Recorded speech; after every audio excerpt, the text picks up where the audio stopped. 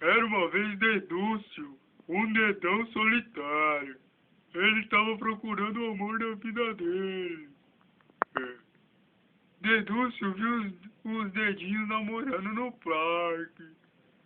Ele viu todo mundo namorando e ele ficou com inveja.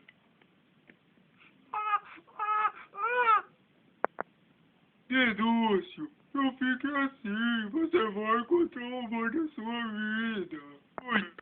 Um dia, Dedúcio conheceu a Dedúcia. E eles se conheceram e se conversaram.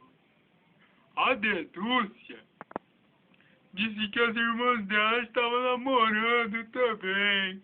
Tava dando um nheco gostoso.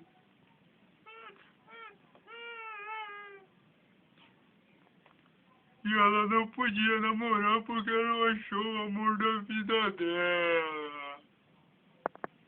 Aí o Dedúcio perguntou se ela achava ele bonito.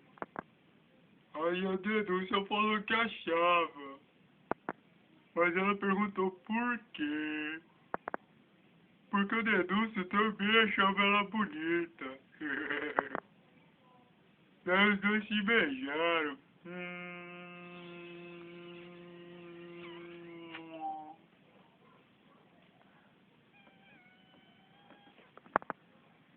Daí eles viveram felizes.